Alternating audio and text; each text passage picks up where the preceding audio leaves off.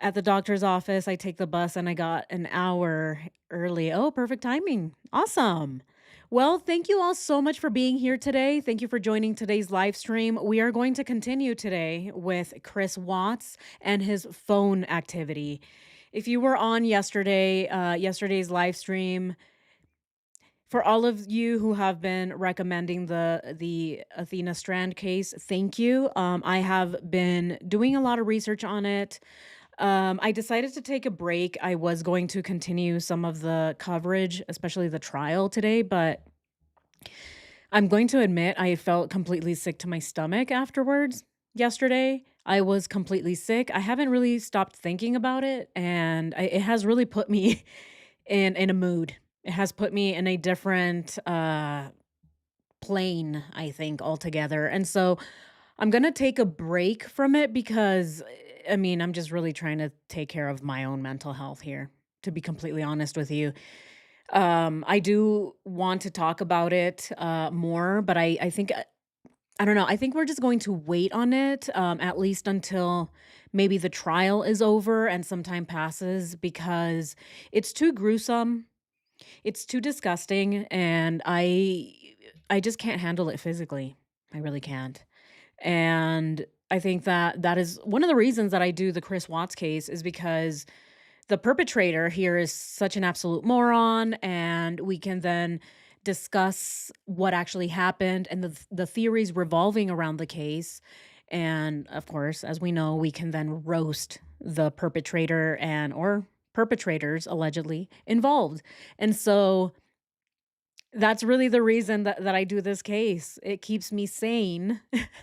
And as I read earlier in one of your chats, one of you said to bring humor, right? Bring comedy.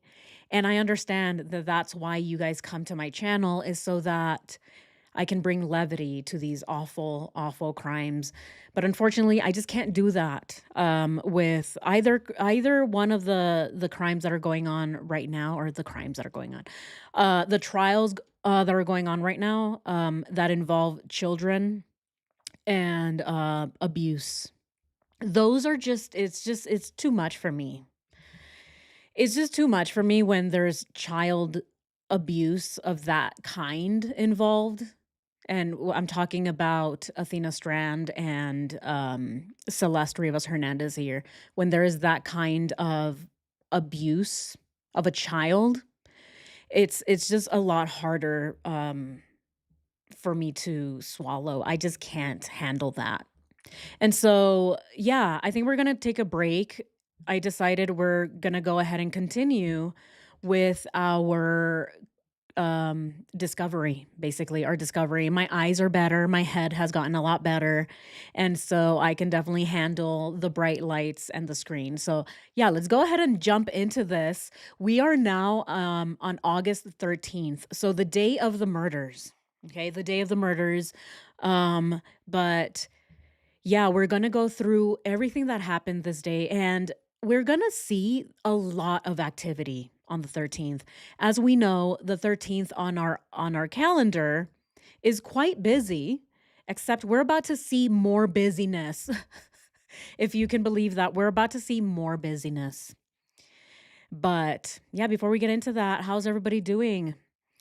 Thank you all so much for being here, and yes, and I do wanna say thank you to all who kept me company yesterday during that live stream. It was very, very difficult for me, and really, I do thank you all. I It really was company, and I did wanna just talk about it, for all of you who didn't know about the case, um, just to know that there are some sick and disgusting, depraved people on the planet, and to really watch your kids, watch your children. We're talking about a FedEx driver here. A FedEx driver pulled up to the front and kidnapped a child. And so the importance, it's very important to talk about it. But it's just too brutal. It's too brutal to handle. So thank you all so much to everybody who joined yesterday's live stream, and we kept each other sane. Thank you. Yes. Oh, watched Fargo last night. Okay. Nice. Hello, hello, hello, my moderators. Welcome. Welcome. Hello, Julie. Yes. You missed the live yesterday? Oh, it's okay, Erikisa. It was brutal. It went on for 4 hours and it was absolutely brutal. The more details we get about the case, the worse it gets. All right. Yes, protect our children. Do not trust anyone. Okay? No one. All right. So yeah, let's go ahead and get into Chris Watts's his discovery. We left off last time on August 13th. Okay, so let's go ahead and just dive in. One of the very last messages that Chris replied to was, "Holy crap. Sorry I passed out on the couch. That's going to be late." And we did go over the calls and we did know, right? Once we compare when we compare, we see that the reason that he told Shannan that he was sleeping is because he was on the phone with Nichol Kessinger for 111 minutes.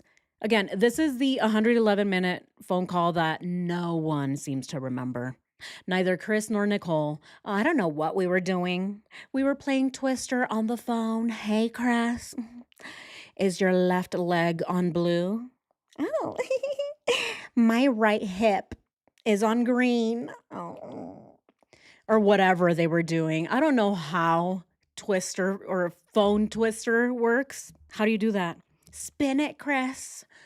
Spin it. Oh, where did your left temple land? Oh, in the red. Oh, this is going to be fun." I have no idea. I have no idea. How do you make Twister fun over the phone? Especially for 111 minutes. That's a long time to be playing phone Twister. How many limbs do you have? Are they octopuses? I don't think so. Octopi, right? Octopi. Yeah, they only have enough limbs to play or to have Twister phone time. 111 minutes? That's a lot of limbs. Unless they were playing with each strand of hair. "Oh, put your other strand of fur on the blue. Put the other strand. Oh, you don't have any more strands, Chris?" Oh, they're all gone, aren't they? Hmm. So again, 111 minutes of phone twister seems ridiculous. And for all of you who don't know, if you're just tuning in, twister means sexy time. They get tangled up. You know how you play twister? It's a game from the 90s. You set the board, or it's not even a board, it's like a I don't know, what is it? Something that you roll on the floor. It has circles of different colors. You spin it. If it says left hand red, you put your left hand on the red, right? You get the gist. And then you end up tangled in there like this. And so that's why it's called Twister. All right. So I just wanted to clarify that. I did see a few questions in my comments section. What is Twister? I just have to censor it for YouTube. And so I'm using Twister.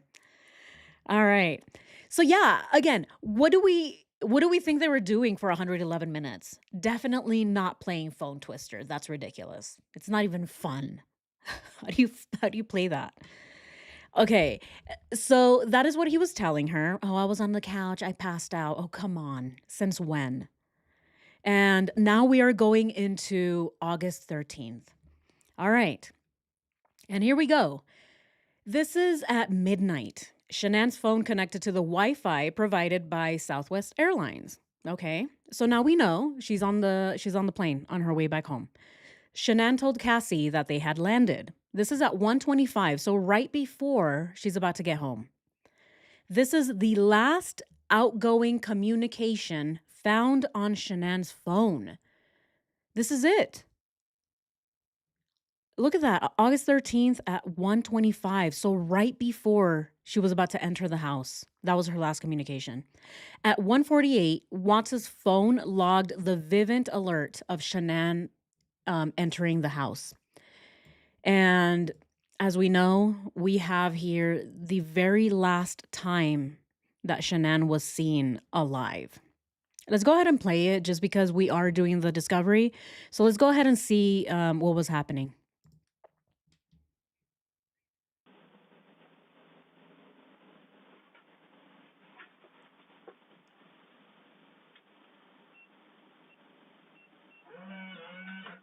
Oof.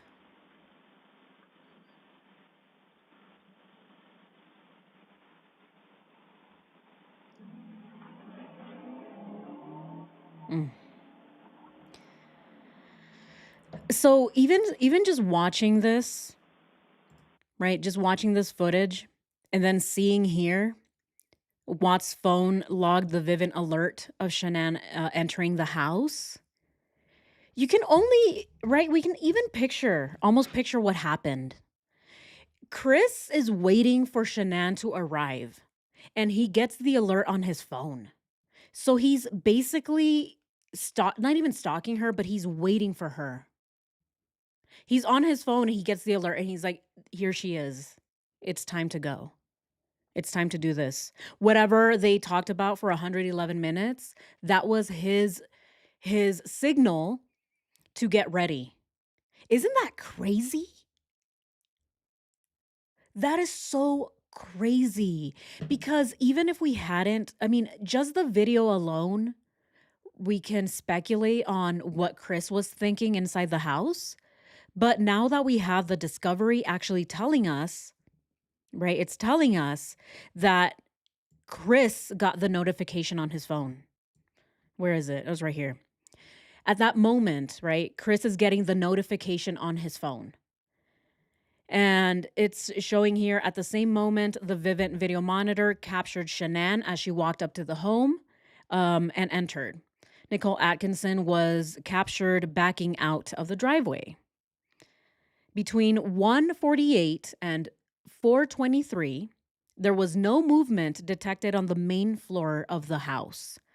So this is telling us as soon as Shanann got in, it looks like she went straight upstairs, either to check on the girls or, went straight to the room, which just knowing what we know about Shanann, I do believe she went straight to check on her girls, of course, right? Of course. And that is where we don't know what happened. But what we do know, based on the discovery, is that there was no movement on the first floor. And so I think by seeing this, we can just go ahead and throw out the theory that she was ambushed as soon as she walked in, because the evidence doesn't seem to support that theory that she was ambushed as soon as she walked in. There was no movement. And so I don't really think that Chris was waiting behind the door and like waiting for her to come in and attack. It seems like Chris was probably waiting either in the room or wherever he was hiding. And then it happened. All of it seems that it happened upstairs, away from the bottom floor. But what do we think about this? This is weird. God. I just watching the actual footage and then seeing the discovery. Oh my God.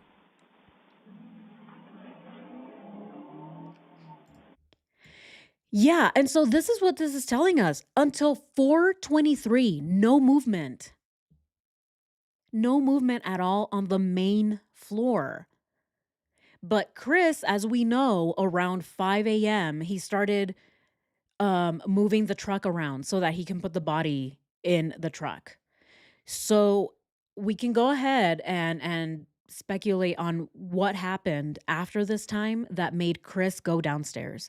Was this the point that he was dragging Shanann down the stairs? Was he already looking at how to cover her up, how to wrap her up? What do we think was happening around here? Who put her purse in the office? Oh, I don't know. That's a good question. Who put her purse in the office? Does anyone know? Brit, I agree she wasn't ambushed. Yeah, nothing till 4:23. Wow. Yeah, Emily. Crazy, right? We see the entrance and then we see no movement for almost 3 whole hours. So then the deed was done upstairs. The timeline must have been different from what Chris Watts said, but most probably he was a coward and took her while she slept. That's why she did not fight. I agree, Sebastian. I still do think that that he killed her while she was asleep when she couldn't fight back? Who tore up the office? Do you think Shanann went to the basement when she got home? I don't know. What do we think about that? Do we think he went to the basement? I don't or she. Do we think Shanann went to the basement? Unless Chris was sleeping there, then I don't see why she would go straight to the basement. Maybe she did when she got home. Is she carrying it in the video? Oh, let's go ahead and watch that again. Yeah, thanks, Shelly. Let's go ahead and see if she's carrying the purse. There it is.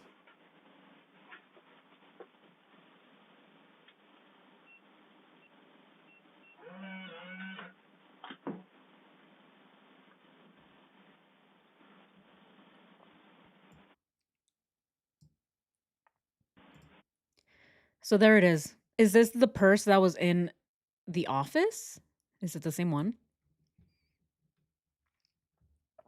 Vivint sensor deactivated. I don't believe the main floor was quiet. Oh, Macker. Interesting point. Interesting point. Yeah, if the Vivint was deactivated, which we know that Chris Watts was calling around asking Vivint questions. He was on the phone for 20 minutes at one point. What do we think he was doing? Was he deactivating the Vivint? But then the only reason I don't think that the Vivint was deactivated is because it says here that the Vivint alerted him to Shanann's arrival. And so if it was fully deactivated, we wouldn't see Chris Watts's alert in his phone. But please correct me if I'm wrong. Hi, Jen. Welcome. Welcome. Whoa, let's celebrate. Welcome to Silver. Yeah, welcome to members. Yeah, members, you'll get access to early videos and emojis and polls. Members only polls. Yeah, so this is why I don't think that only the floor was deactivated, because if it got her coming back in, then it would capture any movement, in my opinion. Doesn't Shanann watch or phone show 3 flights of stairs after she got home? Huh. That's a good question. I'm not sure. Doesn't Shanann's watch and phone show 3 flights of stairs? Huh. Gotta go ahead and write that one down. I don't know. We'll definitely have to look into that one. Yeah, looking into the data of her phone and her watch to see how many steps were taken. Yeah, that's definitely a good idea. Thank you. Thank you. Thank you. Yeah. I mean, once we get that data, then we'll be able to hopefully figure out where she went. But if it does say 3 flights of stairs, then she went straight upstairs, maybe? I don't know. But yeah, thank you for that. I'll definitely look into that. All right. And then at 2 o'clock, so at 2 a.m., in a group text, Nicole Atkinson told Cassie, "We are home." Shanann's phone activity is otherwise dormant until 7:40, when Watts sent the device a staged message pretending not to know where she was at. Okay, this is it right here. The fact that Shanann's phone was dormant until 7:30 and that Chris sent her a staged message asking her, "Where are you at?" That tells us, at least it tells me, that he was expecting a response.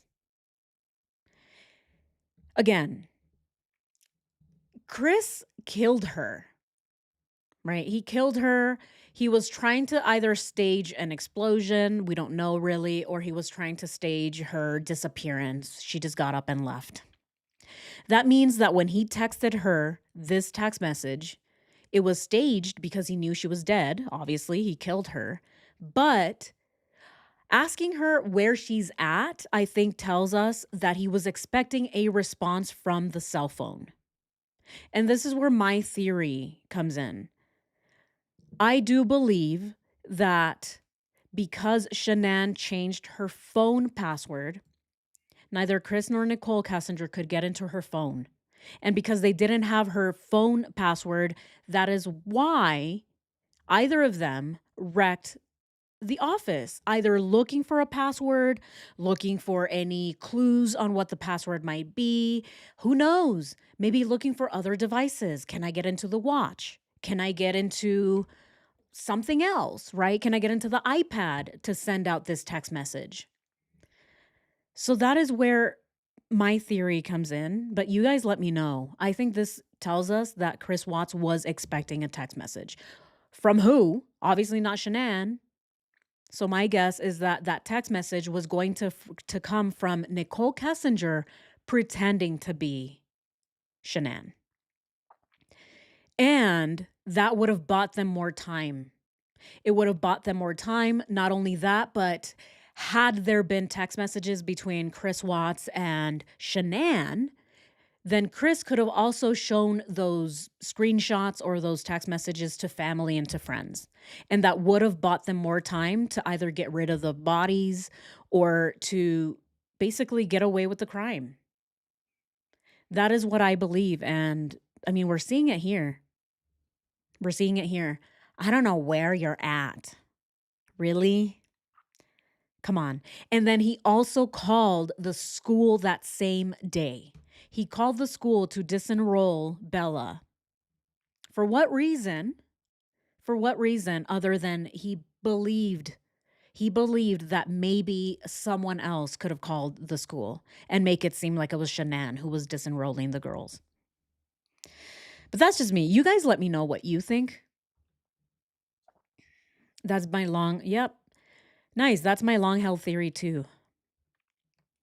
Yes, I think they never found the iPad. They never found the iPad as far as anyone knows. He did something with it.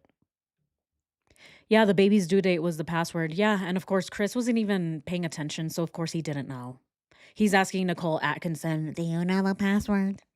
Nicole's like, "Yeah, it's your baby's due date. How do you not know that? You're the dad."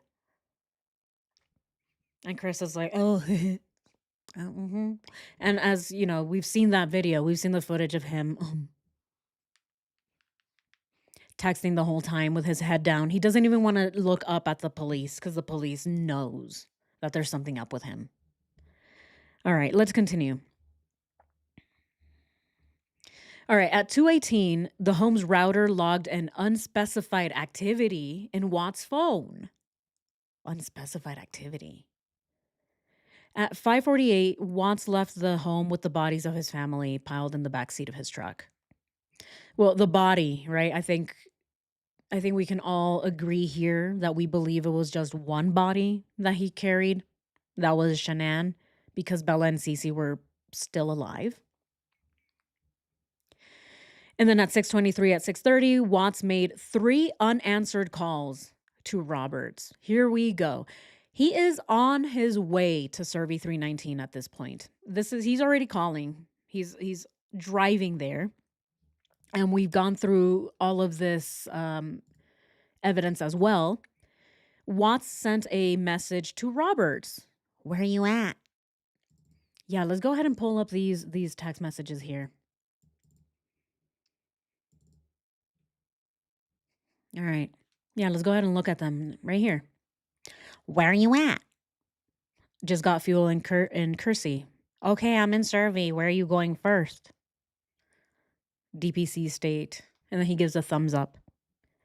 These are the messages he's sending as he's driving, because as we know, he didn't actually arrive at Survey until much later. Roberts replied, "Just got fuel in Kersey." We've seen that. Watts made unanswered calls to Roberts again. Again, he's calling. He's calling because he's so nervous he doesn't know if he's going to be disposing of his family's bodies while his coworkers are pulling up. So he wants to make sure his coworkers are as far away from him as possible.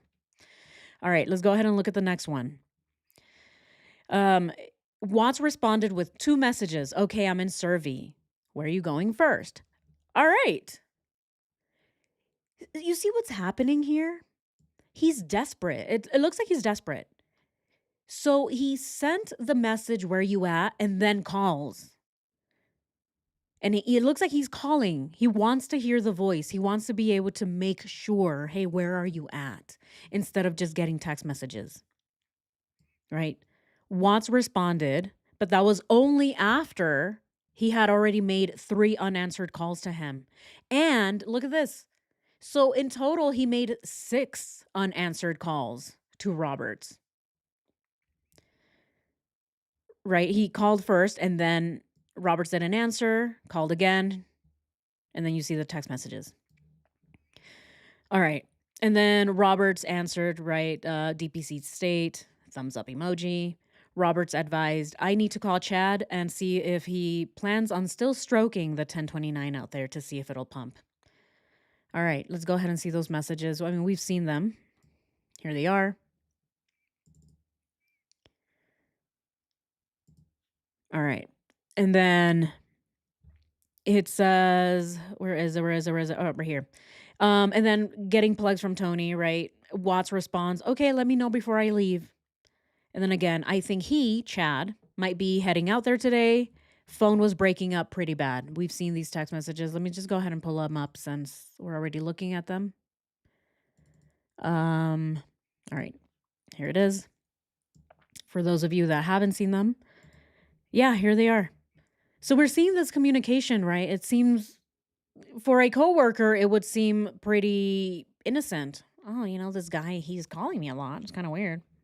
I don't know what he's doing out at Survey 319 on a Monday morning. I didn't send him, but whatever. Right? It could seem innocent, except it wasn't. The whole time he was disposing of his family's body. Sick. And at 6:39, likely fearing another employee may show up. See, it's literally telling us in this discovery, likely fearing another employee may show up at the 319 while he was disposing of the bodies. Watts made another unanswered call to Chad McNeil. This is desperation. This man is desperate. He is getting rid of his family's bodies and he's constantly like, hello, answer please. Oh my God, where are they? Do I have time? I don't know. There's desperation. Desperation. He's just like, oh, I hope I don't get caught. Wow. Ugh. Watts followed that call with a message asking McNeil, you headed out to Survey? I'm out here. Cody said something about pumping the 1029. Look at this message. Are you heading out to Survey? He's asking, hey, are you on your way to come be where I'm at? I'm disposing of my family's bodies. Are you on your way? And then he's saying, I'm out here doing illegal things.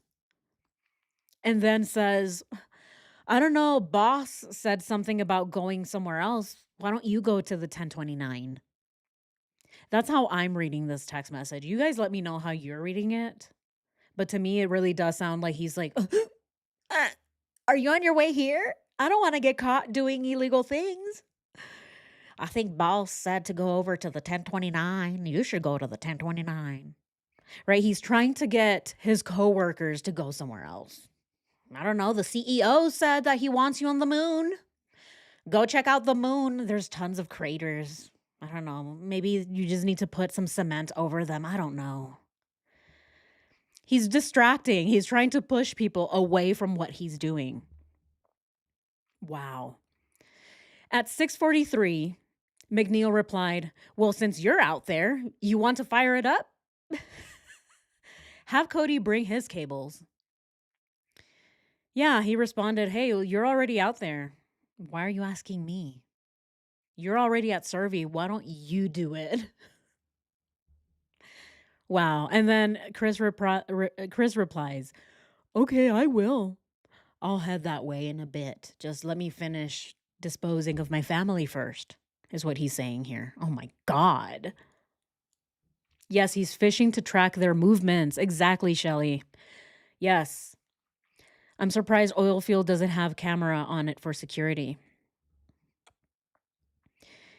Yeah, I'm surprised too. It's out there in the middle of nowhere. How do they not have cameras? Especially these days, everything has a camera. Okay, and then at 5 or sorry, at 6:59, so at 7, I guess I'm headed out that way to start up the 1029 and Shadow will be meeting us out there. Watts replied, "Okay."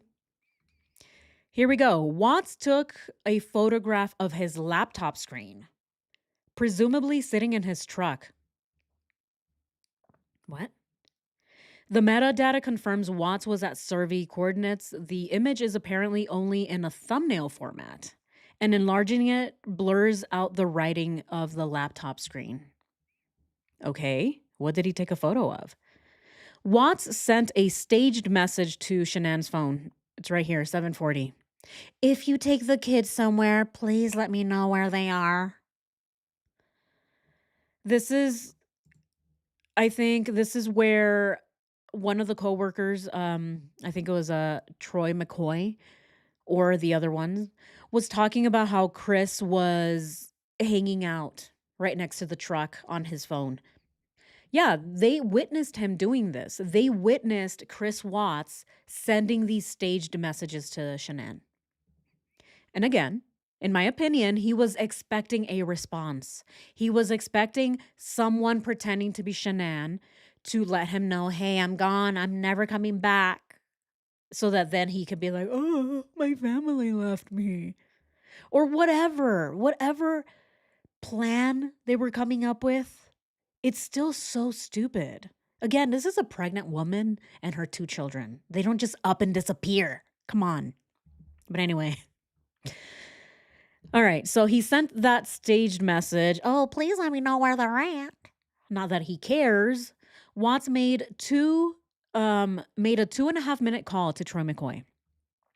Roberts told Watts, I'm here at that 1029 now. You might coming out here just in case something gets sideways. Again, it looks like everyone is expecting Chris to be helping them, but Chris is just on his own program. Everyone's like, "Hey, Chris, where the hell are you? Are you at Survey? Where are you at? We need you here. We're at the 1029. Like, come over. Come on. What are you doing?" And he's like, "Okay, yeah, just give me one sec. Give me one sec." Watts told Roberts, "Yes, I'm at the 319. One sec." And he sent this photo. Look. Again, I think he's trying to confuse people. He's trying to get them to think that he's such a hard worker. Oh, look at me. I woke up so early today, made it on time so that I can fix this leak. Let me take a photo. Let me prove to you that I'm employee of the month and that I do deserve all of those gift cards that I've been getting for free. Yeah, because he took a photo of this. I mean, come on. All right, Watts called Luke Eppel, coworker, and held a 1 minute and 40-second conversation at 7:43. Roberts asked Watts, 10-4? How's it look? Fresh, says Chris Watts. Let's go ahead and pull that one up. I like to see this text message right next to it because it's so creepy. Look. Fresh, lol. Fresh, lol. What is he laughing out loud about? Wow. Fresh. Why is he laughing? This isn't even funny. Want me to bring some gator? We can try and pressure test the line too if you want, says the coworker. I think that was staged in my opinion. And then he replies fresh, as we saw. McNeil called Watts and they held a 2-minute conversation. So immediately after, Roberts asked, is it a lot? Watts responded by sending the image he took minutes earlier. Oh, okay. So he responded with the same image? What? Here, let me go ahead and pull up the text message. I didn't see that. Oh, it doesn't have it. Unless the detectives didn't. Oh, that's not. It's right here. Yeah, it's the same one. I got it handled. Thanks, though. So he did. Look. He resent the same message. What in the world? Oh, wow. Or is he confused? Is the person who wrote this confused? Because the way that I see it, I don't know. Do you guys see that? Okay, this was at 7:53, and then oh no, yeah, it's the same one. No, he just sent it once. I don't know what the discovery is saying. No, this is just once, right? Just want to make sure that I'm getting my facts straight. Okay, yeah, he only sent it once. So he used that photo to try and convince the coworker that he's working so hard. Okay. Roberts asked, want me to bring some gator? You want me to pressure test it? Chris said, no, I got it handled. Watts made a staged 23-second call to Shannan's phone at 8:25. At 8:25 a.m. He made a 3-second call to Shannan's phone. This is where it would be amazing to have Nichol Kessinger's whereabouts. Where was she at 8:25 in the morning? Was she already at work? Where was she? Let's go ahead and look at her phone records, shall we? All right. All right, let's see here. Look at this. At 6:16, she was in Frederick. She called her friend Jim for 1 minute. And nothing from 6:16 to 2:28 p.m., there was no phone activity. She didn't call anybody. Where was she?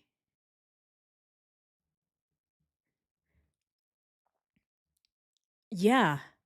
Did he usually call her every day when he was on site? Probably. I wish we had his work phone records so that we can see if there was any communication between the phone, his actual phone, right? His work phone. Aw, thanks, Tammy. Yeah, guys, please don't forget to hit the like button and please subscribe. It really does help the channel. It really does. Thank you all. But yeah, isn't this weird? Right, Shelly, this is really odd. Again, I would love to see her whereabouts because it's really weird. So, this is what's happening, okay? Chris is already at Survey 319 and he's already staging calls and text messages. I think that's him expecting someone else, somewhere else, to respond, to call back, to text back. Again, Chris doesn't know what's going on back at home. He's at Survey doing his part of the plan, right? Allegedly. His part of the plan is to get rid of the bodies while the other person is doing their part, which is pretending to be Shannan. Now we're seeing here that he called her at 8 in the morning. We see zero activity from Nichol Kessinger, and we have no clue where she's at. What time does she get to work? If anybody knows, if anybody has a link to a video that we can look at together, please let me know because I want to know Nichol Kessinger's whereabouts that morning. All right. The staged phone call again, right? It's too weird. It's too weird. All right, Watts searched the internet for here it is. Here it is. A minute later, a minute after, he's like, "Oh shit, no one's answering my phone calls." A minute after, he decides to call Primrose School to disenroll Bella. Seconds later, he called the school and held a 1-minute conversation. Right here, during this call, Watts told staff that his daughters would not be attending school there any longer.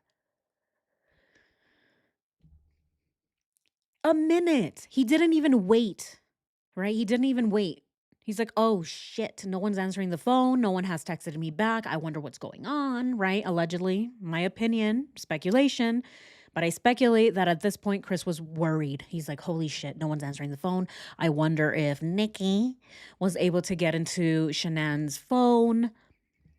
I need to do what needs to be done next, okay? And so part of the plan, again, in my opinion, part of the plan was then to move on with the next step, which is to disenroll the girls. You disenroll the girls from school, and then the school is not going to report them missing. And so we see here, at least in my opinion, that he had to make that phone call because he realized that Nichol Kessinger was not able to get into Shannan's phone. And so at that point, he had to make this phone call, and it happened right then and there.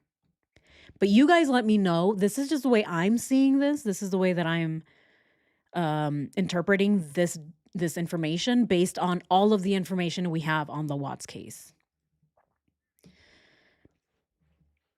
Yeah. Oh, yeah. No text between him and NK in between. Yeah. Yeah. Told his family he's divorcing Shannan, had a new girlfriend. Yes, it buys them time. Exactly, Shelly. And that's what they needed. They needed time. They needed time. And that's what they didn't have as soon as Nicole Atkinson called and reported Shannan missing. All right, let's continue. All right, at 9:05, Shannan's phone had an appointment reminder scheduled for this time, her medical appointment. Seconds later, Watts called Ann Meadows. Right here we go. He's calling the realtor, and he held a 3-minute and 40-second conversation with her. Yeah, you see the steps that Chris is taking? Dispose of the bodies, set up a staged text message, set up a staged call the school, calling the realtor. You see how that's happening? It's like step by step. It's almost as if he's actually following instructions. He's like, okay, what's next? Okay. After you do D, you move on to E. Okay, where's E? Oh, here it is. Okay, E. Call the school. Okay, call the school. And then he does it. And he's like, okay, I'm done. What's next? Call realtor. Okay, let me call the realtor. This is the most adulting this man has ever done, I'm sure. This is the most responsibility he's ever taken. Remembering to call these places. I need to remember. Wow. So he called the realtor. Again, we're seeing this. We're seeing the steps that he's taking and how he's taking them. Then Centura Health Physicians Group Women's Health in Erie called Shannan's phone and left a message. No one answered the phone. During a respite, following the murder of his family and disposing of their bodies at a desolate well site, Chris searched Google for the lyrics to Battery by Metallica at 10 a.m. Okay, at 10 a.m. Again, we have no idea of Nichol Kessinger's whereabouts. From 6:16 to 2:28, nothing. We don't have any information on her. Whose number is this? If anybody knows, I know there's so many other videos and other content creators who have gone down this rabbit hole of trying to figure out who these people are. If anybody knows right off the top of their head, please let me know. Because this is interesting. I want to know who she called at this time. And I'll definitely write it down for myself so that I can figure it out later too, if we don't have the answer to it. But yeah, he's Googling Battery, right? The Metallica lyrics. And it's something that we speculate that Nichol Kessinger told him to do. Oh, Google it. You love Metallica, don't you? What's your favorite song? Oh, well, art imitates life. Who knows? Or whatever she told him, allegedly. All right, let's go ahead. I need to write this down. August 13th, 970, 590. Yeah, I need to find out whose number that is. Her teacher. Hello, Nini. Hi, Rabbit Hole fam. Whoop, whoop. Yeah, but you see that? It's so weird. Where was she? All right, here we go. Here are the lyrics for all you Metallica fans out there. All right. Lashing out the action, turning the reaction. Weak are ripped and torn away. Hypnotizing power, crushing all that cower. Battery is here to stay. I apologize. I don't know this song, so I'm just reading it. Smashing through the boundaries, lunacy has found me. Cannot stop the battery, pounding out aggression, turns into obsession. Cannot kill the battery, cannot kill the family. Battery is found in me. And then he goes on to say, or the song, crushing all deceivers, mashing non believers, never ending potency, hungry violent seeker, feeding off the weaker, breeding on insanity. Smashing through the boundaries, lunacy has found me, cannot stop the battery, pounding out aggression, turns into obsession, cannot kill the battery, cannot kill the family, battery is found in me, battery, battery. Lots of battery, lots of family killing. I think this tells us that Chris was listening to this because there was a reason for it. It meant a lot to him. Look at the lyrics. Whatever he was listening to, whether or not it was Nichol Kessinger who told him to listen to this, he very clearly knew what he had just done. Circle of destruction, hammer comes crushing, powerhouse of energy, whipping up a fury, dominating flurry. We create the battery. Wow. I mean, those lyrics alone, we cannot kill the battery, cannot kill the family. The irony is that he put his daughters in oil batteries. The relationship that he had with Nichol Kessinger was an obsession. He also talks about pounding out aggression, all the resentment and aggression that he built up over the years. He's weak and he's a coward, so he couldn't speak up. He couldn't just leave. So then he just built it up inside him, and then he listens to music. Oh, this is how I deal with my trauma. Let me just listen to these lyrics. Breeding on insanity. Hungry, violent seeker. Again, we can keep going down these lyrics, but I think you get the gist. All right, let's go ahead. Watts has proven a keen interest in song lyrics. Yeah, he is no doubt familiar with his song's lyrics. He attended the Metallica concert held in Denver on June.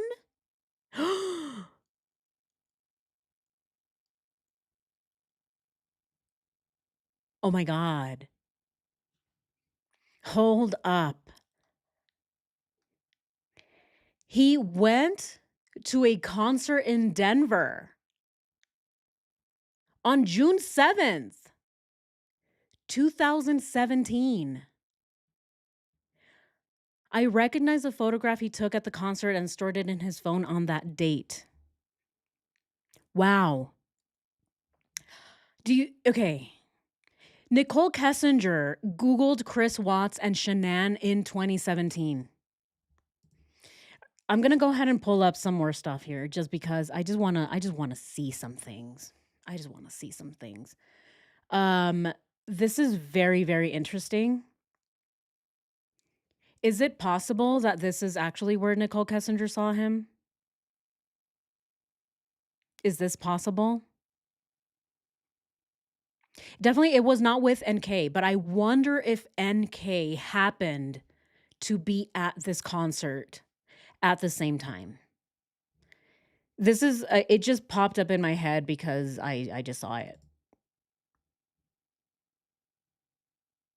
Okay, what in the world? All right, let's see.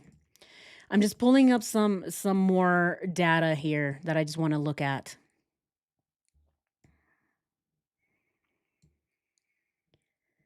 All right. These are Troy. What's his face? Is that his name? Bolt? His name is not Troy. I think I'm thinking of High School Musical here. Troy Bolton. It's not Troy Bolton, okay? God, what's his name? I forgot his name. Bolt. Trent, there we go. Apologies, I don't want to get you all confused. Trent Bolt is the guy that supposedly he was having a relationship with. We don't know. A lot of people don't think this is real. But look at these text messages, okay? Let's just go ahead and entertain this for like 2 seconds. June 9th, 2017, okay? Then the other ones are June 27, June 28 of 2017. So Trent Bolt is talking to a supposed Chris, right? We don't know if it's Chris Watts himself, but he's talking to a Chris at around the same time that he went to that concert. June. June 27, and then this is June 9th. He went to the concert. Yeah, he did go with Shannan, but now I wonder just because we're seeing the dates here. And as we know, Nichol Kessinger Googled, let's go ahead and pull up her Google. Here we go. Nichol Kessinger Googled Chris Watts and Shannan August 3rd, and then on January 7th of 2018. And there is another search of Shannan a little bit after this in September.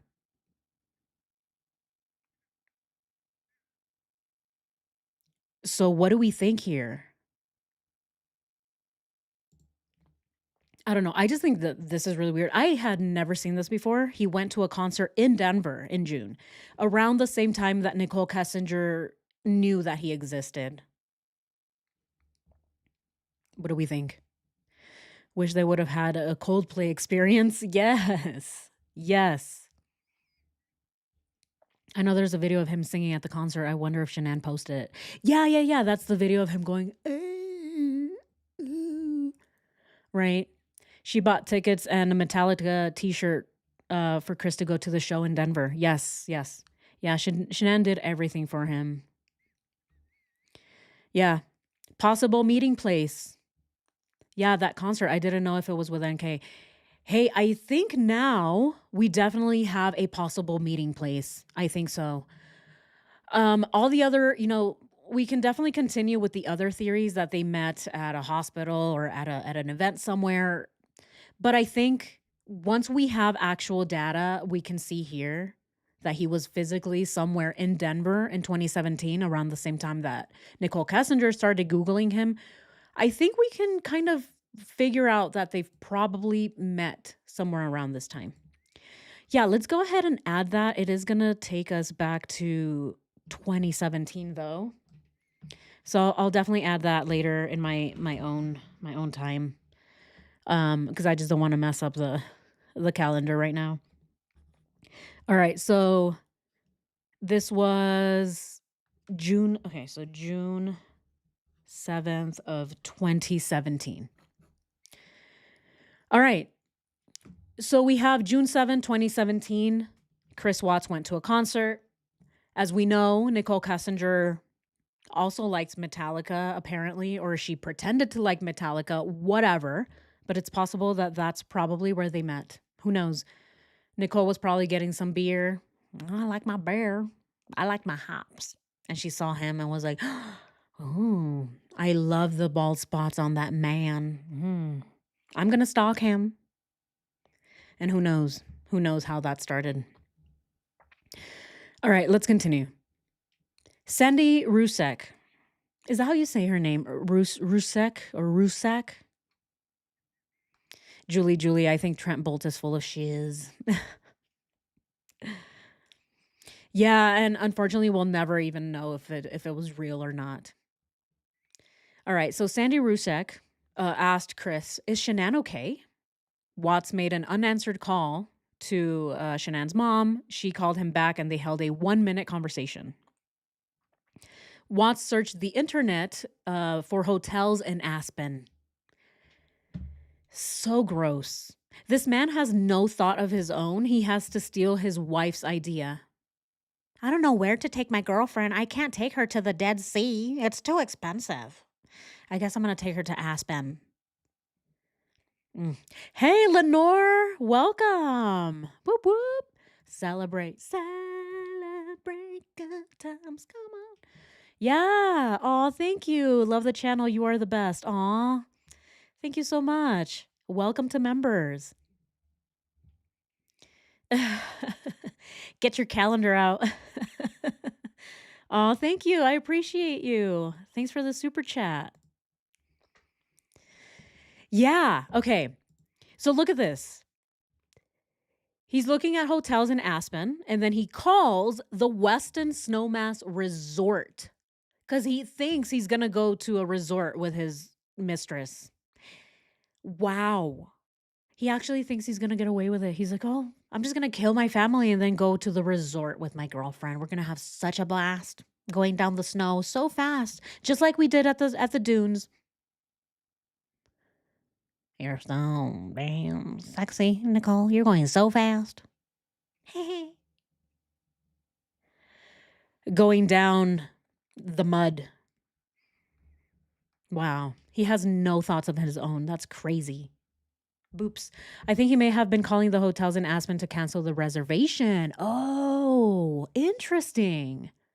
Huh. So Boop said that, yeah, Chris may have canceled to or called to cancel the reservation and not to make a reservation for him and Nichol Kessinger. Yeah, that's I never even thought of that. That's a very good point, Boops. Thank you so much for bringing that up. I do everything that you guys bring up, I write it down and I do look it up on my own time. So, yeah, definitely look into that. So, Aspen to cancel the reservation, just like he canceled the kids' school. Yeah, it could be either or. Yeah, for sure. Okay. Let's see what else. Anything else? Smoking gun.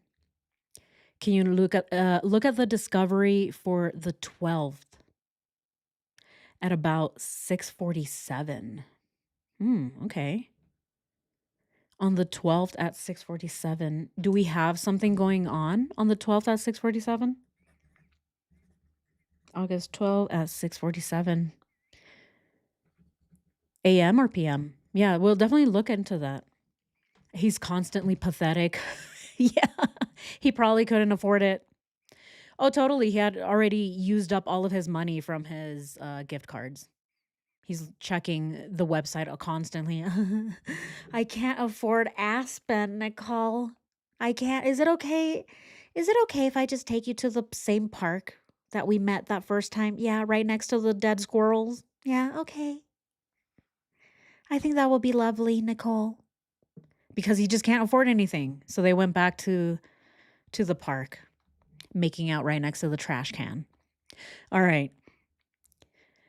Sandy called Chris very briefly. Chris searched the internet for Groupon. Oh my God.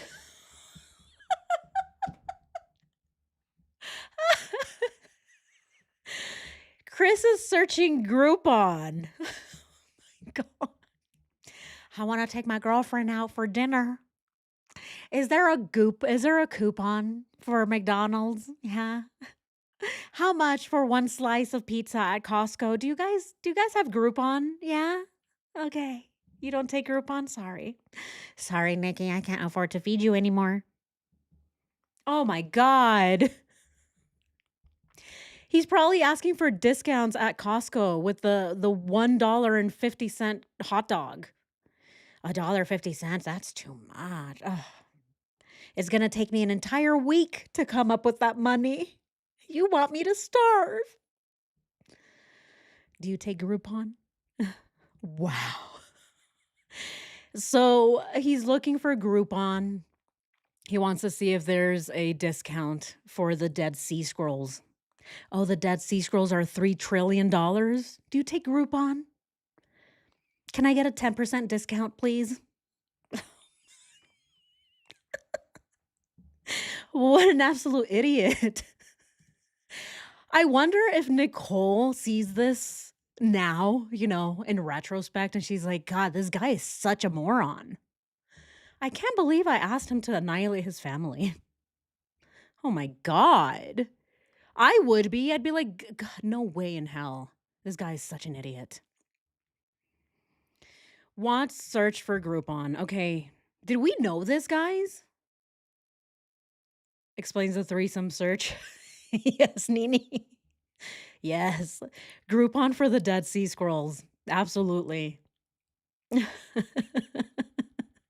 have to turn my computer back on. Aw. Oh no. So I can keep my metrics and employment. Please do keep your employment, Emily. But yeah, isn't this crazy? This guy is so stupid. Watts called Sandy and they held a 1 minute and 12-second conversation.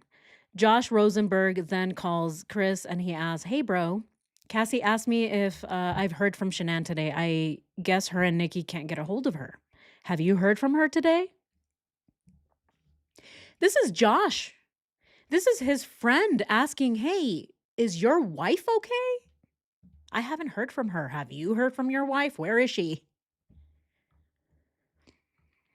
Watts took two photographs of sunflowers in an open prairie.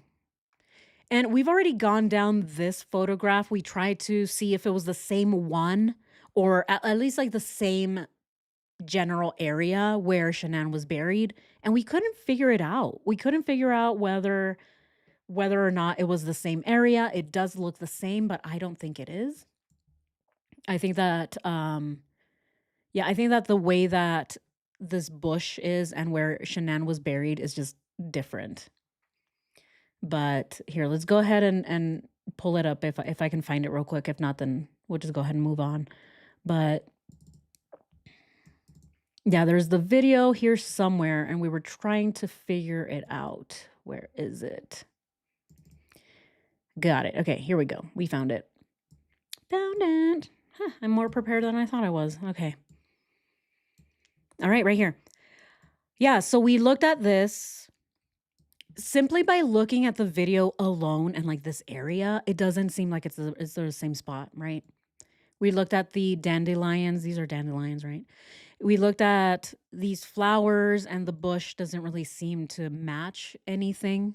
And so if you go back, though, you do see that it might match the edges. I don't think sunflowers grew on Survey Ranch. I don't know. Huh. I don't know. That's a good question. You guys have amazing questions. Even questions that I've never even thought about. I'm like, oh, that's an interesting thought. Yeah, or maybe it was just a reference pick. Oh, Shelly. Yes, Shelly coming in with a reference pick. It might be, yeah. Yeah, too dumb to be concerned. Yes. All right, here, let me write this down. You guys have such amazing information. All right. So it was probably a reference pick. All right. It could be. Chris doesn't know a sunflower from a dandelion. I agree. Yeah, he doesn't know his elbow from his ass. There's no way he knows a dandelion from another, like a rose. He has no clue. All right. So Watts received an alert from his Vivint panel at 12:17. Interesting. What? He received an alert from his Vivint panel. In response? Oh, here we go. In response, Nicole Atkinson held a 1-minute conversation. Okay, so I was getting ahead of myself here. This is what happens when you have ADHD. I was getting ahead of myself. I'm like, oh my God, the Vivint. But yes, there was a Vivint because Nicole Atkinson was at the house already. And so that is what led him to call Nicole Atkinson and be like, hey, what's going on? Why are you at my house? Yeah, look at the time. It was noon. It was at the same time that Nicole Kessinger was, or sorry, not Nicole Kessinger. Nicole Atkinson, sorry. Nicole Atkinson was already at Shanann's house. So then Watts told Josh, I just talked to Nikki. Shanann went to a friend's house with the kids today. I haven't heard from her since. I will keep you updated, though. Josh replied, the girls were worried. Chris responded, I know. I just saw Nikki on the doorbell camera. Look at his response. Even his response is so off. His friend is telling him, hey, everyone's worried. And he's like, yeah, I know. Everyone is worried except for me. I just saw Nicole at my front door. I don't know what she's doing there. It's like not even that big of a deal. That's basically what he's saying.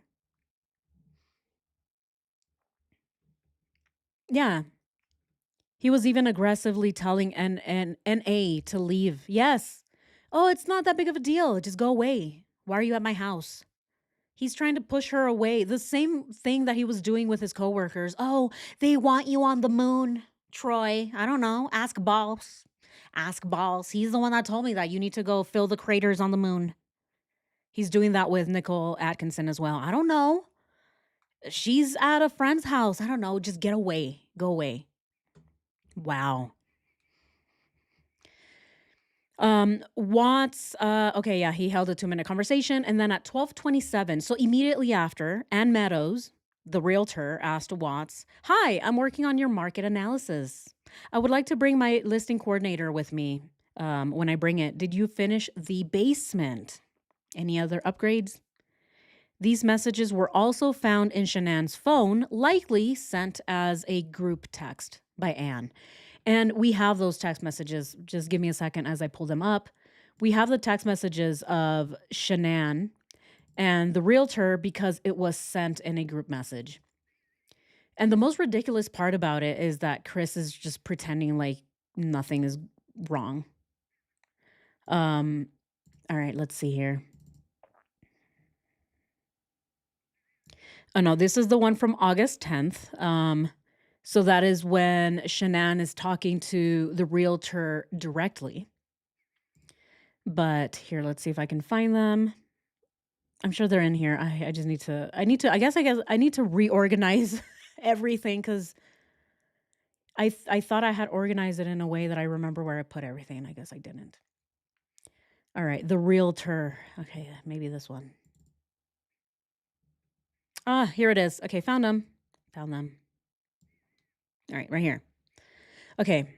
I'm working on your market analysis. We see that here, right? We see it at the top. Shannan and Chris.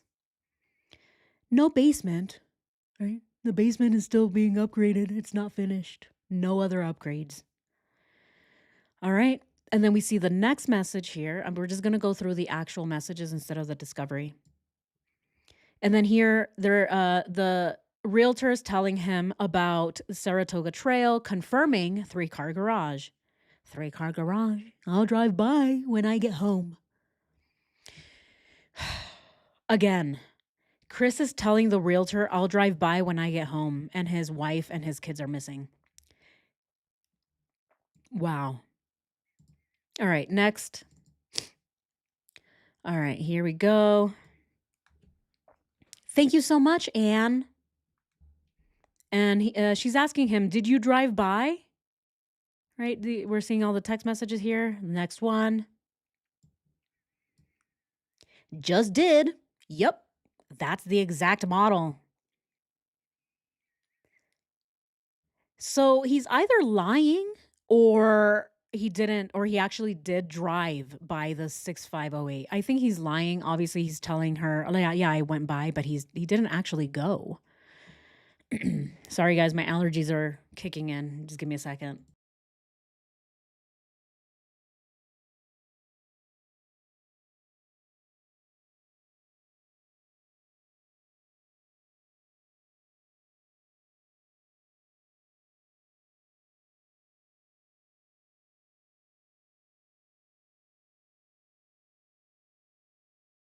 All right.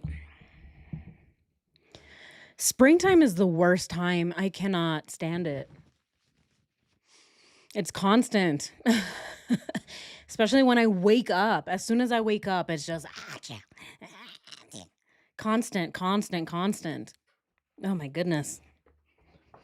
Oh, I can't wait for summer. Allergies are not that bad in the summer. All right. So then he says, "You're welcome." Right? He's like, "Oh, you're welcome."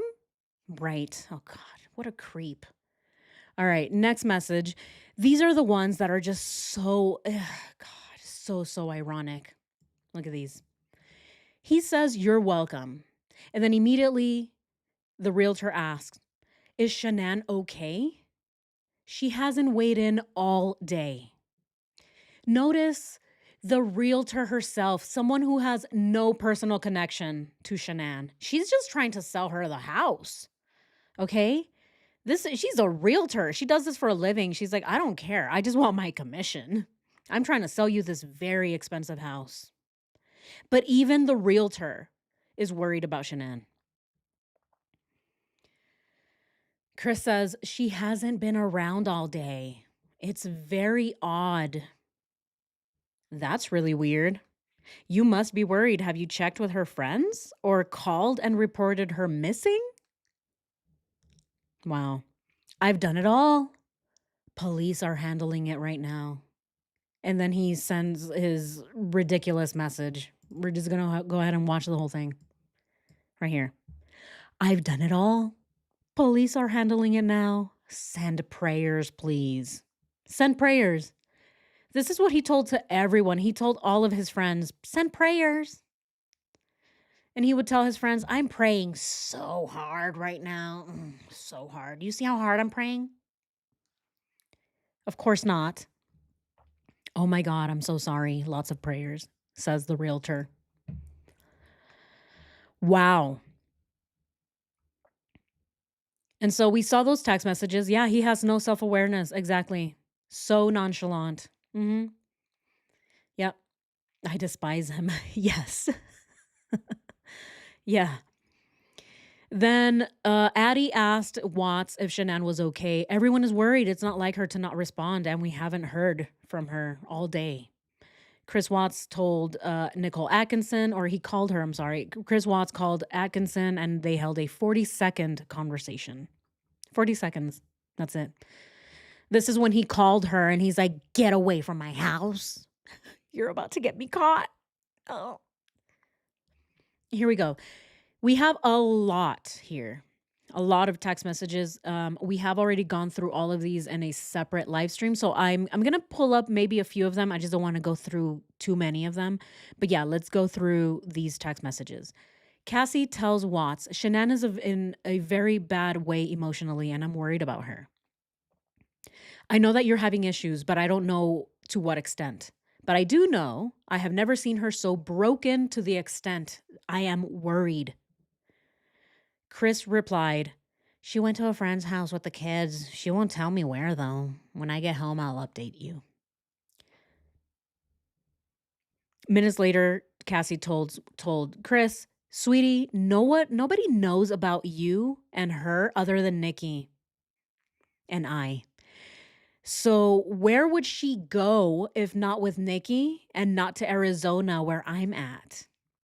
Her car and shoes and everything is at the house. What the heck is going on with you guys that she would totally shut out everything? It's not like her. I love this text message from Cassie. Cassie is calling out this piece of shit. Sweetie, no one knows about you and her other than me and Nikki, right? He's telling her, bro, are you stupid? Shannan is our best friend. Where the hell is she going to go if not with me in Arizona or Nicole Atkinson? Don't be stupid.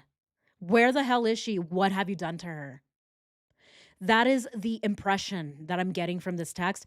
Very clearly, she's still trying to give him the benefit of the doubt. But notice that she was already having suspicions about Chris. And obviously, so did Nicole Atkinson. But yeah, let's go ahead and oh man, I don't have that one. But yeah, I was gonna pull up the text messages, but they're in the other in my other storage. So yeah, look at that. It's not like her. And then the way that Chris responds to it, it's very obvious that there's something up with him. He's definitely being deceptive, right? Wow, Cassie's message. Yes, exactly, right? Oh, see, you need friends. We all need friends like Nicole Atkinson and Cassie. She called out his bullshit right away. Wow. Cassie told, oh yeah, we read that already. Watts responded, I told Nikki about it so that she wouldn't freak out anymore at the house. I think Christina knows as well. We talked last night and I told her I wanted to sell the house, get something smaller. Separation would be best right now if we can work through these issues. I really don't want you to think I'm a bad person, Cassie. So for those of you who watch my live streams with Veroscope, do we know what this is called? Remember, there's a word for it, and right now it's escaping my mind. But it's when no one asked you the question, but you still feel the need to answer it. Oh, I didn't do crack this weekend, boss. I promise. Yeah. I can definitely work the full shift because I didn't do crack. No one asked you if you did crack, Tyrone. Bigums. Why are you telling me that you did crack or you didn't do crack? It's because you did crack. It's the same thing. No one asked him if he's a bad person. No one has accused him of disappearing his family. Nothing. But he senses Cassie's tone. Sweetie, nobody knows but me and Nikki. Come on. He's sensing the tone, and so therefore his body is already going into anxiety mode. And he feels the need to let her know that he is not a bad person. I don't want you to think that I did anything to them, Cassie. I didn't. I promise. I know you're not asking me or accusing me of it, but I just need to let you know that I'm not a bad person. Really. So very obvious that he knew that he was reacting to her text message prior. He couldn't even hold it. He couldn't even, God, this guy's so stupid. He couldn't even just shut up and say, "Oh yeah, I don't know. We're just working through issues." But he has to tell her, I don't want you to think I'm a bad person, Cassie. Yeah. I don't know anything. I just don't want you to think that I did anything to them because I didn't. I really didn't. I hope they come back and they barrel rush me. Mm-hmm. Oh, please. Cassie replied, "Right now, I don't care about you or your relationship or what type of person you are or not or what I think of you. And I'm not trying to be rude when I say that. I love Cassie. I love her.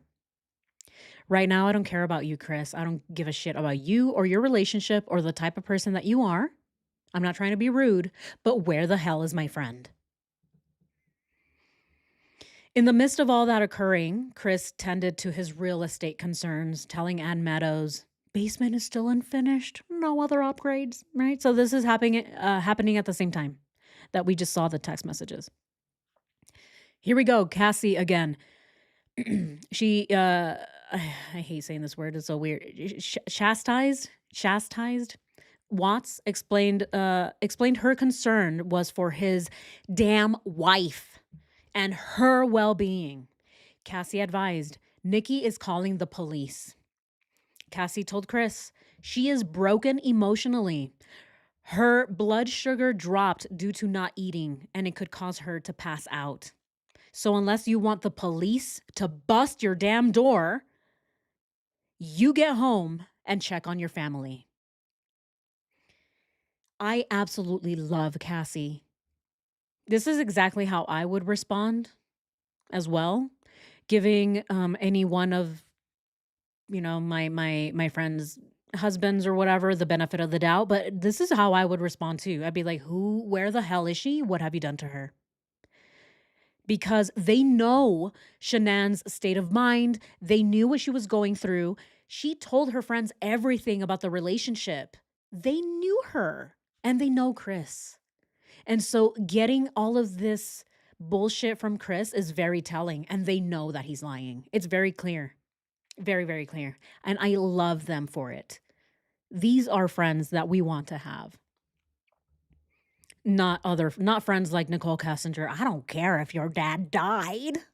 Do you know what I'm going through, Charlotte? The media. The media is after me. Oh my God. Is that the paparazzi? Get away from me. Do you see, Charlotte? I'm going through it right now." You're so selfish. Definitely not a friend like Nichol Kessinger. Watts called Cassie and they held a 1-minute conversation. Oh, wait, sorry. Oh, I skipped it. My bad. Let me go back. Okay, so Meadows replied to Watts during the exchange. We saw that text message already. And then Chris replied to Cassie, "I'm going home, Cassie. On my way. Don't call the police, please. I will be there in 45 minutes." Wow. Chris. Chris. Chris is the kind of guy that as soon as there is any type of pushback, he's just ready. He's like, "Okay, you know what? I don't wanna do that anymore. Yeah, you're right. Okay, I'm just gonna run to my house. Please don't call the police." Any little pushback from Shanann's friends, and he's already flipping out. "Please don't call the police." As if that's not telling enough. And then, Cassie thanked him and explained her fears. Nikki and I know what state she was in, all weekend, and we want to see she isn't in the house. Sorry. Nikki and I know that she was in all weekend, and we want to see isn't in the house. Okay. Maybe I just can't read, guys, because this is a seriously a concern. Um So yeah, so here Cassie is explaining her fears, telling him that they know the state that she was in. And let's go ahead and just pull up some of sorry, not Shanann. There we go. Let's go ahead and pull up some of Shanann's photos. I mean, look at this. Not just this, but then also their entire trip to San Diego and their entire friendship. They were so close.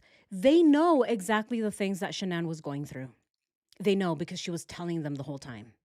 This was one of their last photos between Nicole Atkinson and Shanann that they took at this restaurant during their Arizona trip. And this is the thing that Chris just didn't seem to understand is how close Shanann's friends were to her.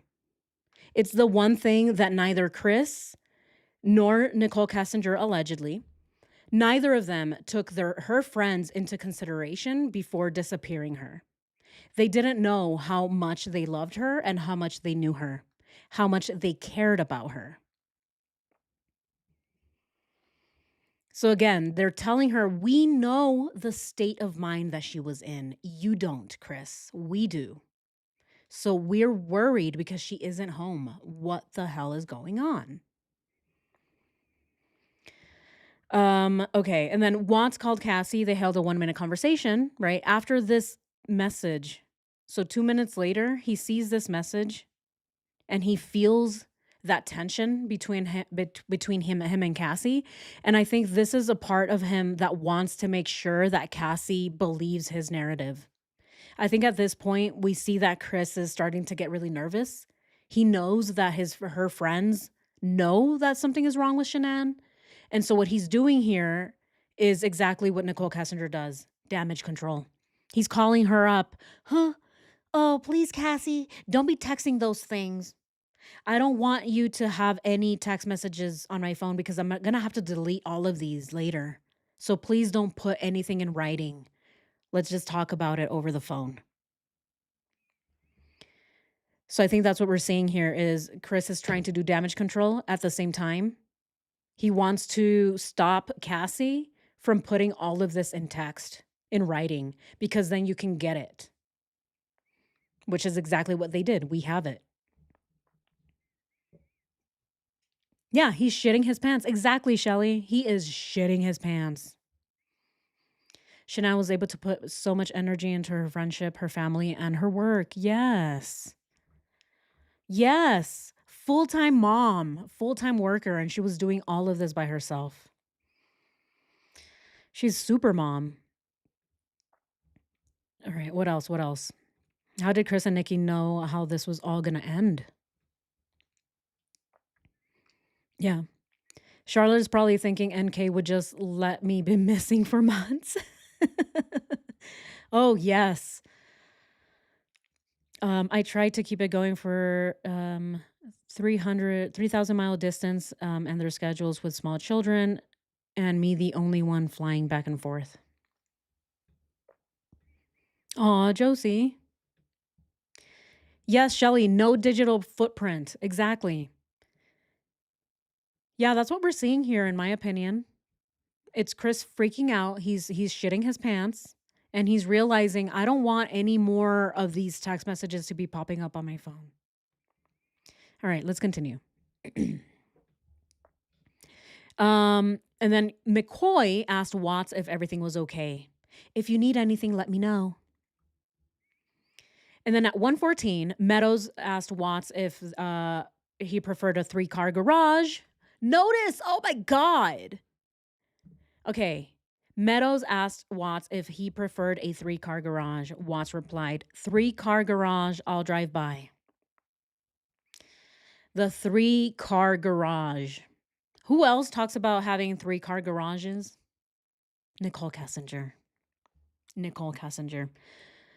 She talks about it all the time when she's talking to Kevin Kovac. Oh, I was just trying to get Chris into an apartment, and then maybe later we can get a house, a 3-car garage house for his sports car. You know, something small. Nothing that big. I'm not that materialistic. Except it was Nichol Kessinger who really wanted the 3-car garage because she saw it, in my opinion. She saw Shannan in that house and she wanted it. So she knew that Nichol needs to get either a 3-car garage or a 4-car garage. She's got to always up Shannan. She's got to be better than her, in my opinion. Yeah. Yes, exactly, Shelley. Her dream home.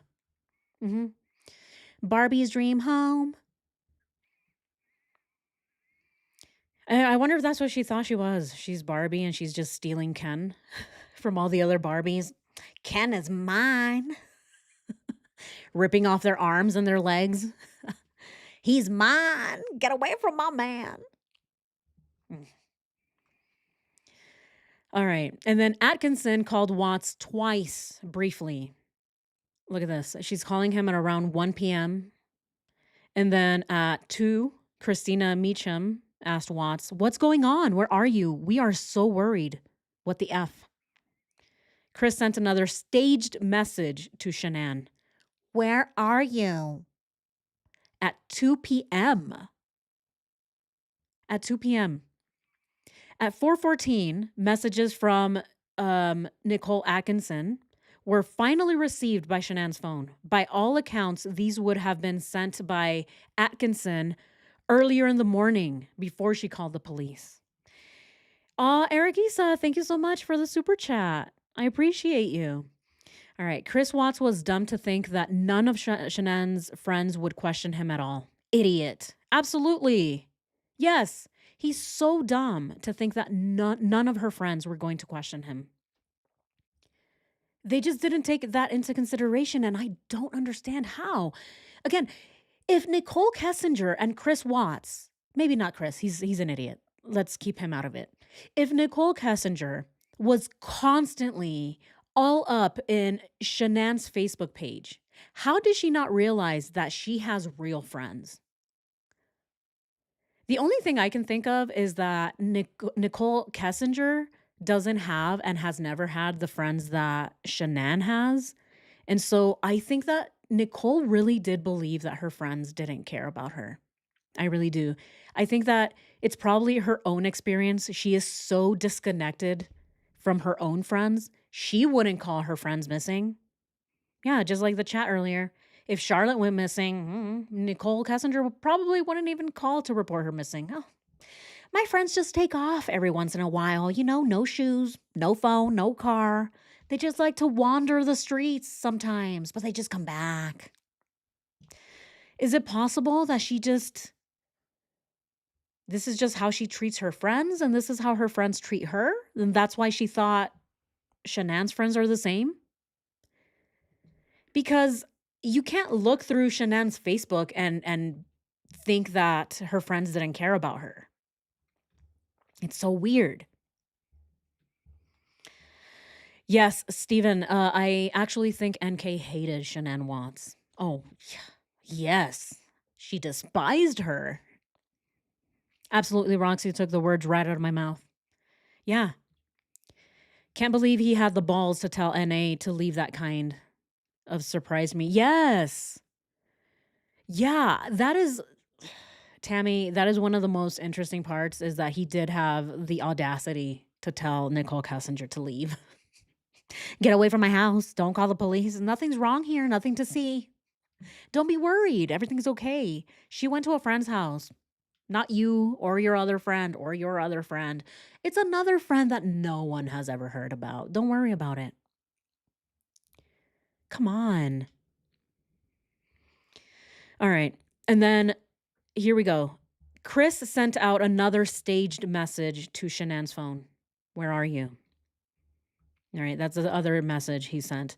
I think at this point he knows that Nichol Kessinger is not going to respond. Let's go ahead and look at those the calls again. Just because I like to oh, where did they go? Oh, here it is. All right. So that was at 14:11. So at 2 p.m. Look at this. All right. At 2:11, that is when Chris sent out the staged message. At 2:28, Nichol Kessinger makes or answers her first incoming call. Okay. So again, I'm wondering if at this point Chris knows that Nichol Kessinger couldn't access Shannan's phone. I'm wondering at this point. Maybe he already knows. Maybe he already knows. What do you guys think? Do you guys think that he already knew that Nichol Kessinger couldn't get into the phone? Here, I'm going to set up a poll. I've always wondered about this part here. Because in the morning, I do feel that maybe he probably still believed that Nichol Kessinger can still access, but at this point in the day, when the detectives were already there, did Chris really believe that someone was going to reply to his text messages? Let's see. Did Chris the question is going to be in regards to this here. So, did Chris think that he would get a reply? That's going to be the question. Because if not, then we can move on from this and we can either speculate that he already knew that no one was going to respond and he was still doing it, or he was still expecting Nichol Kessinger to have his back. He wasn't going to get a response. Okay. A response. Okay. All right. So the question is, did Chris know he wasn't going to get a response? Yes or no?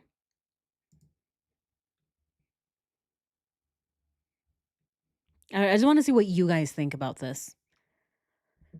I personally, I think at 2 p.m., by the time that he sent this, personally, I think that Chris was still hoping that Nichol Kessinger would reply.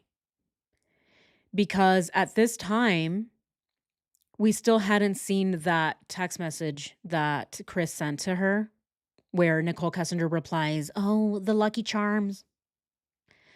And so I wonder.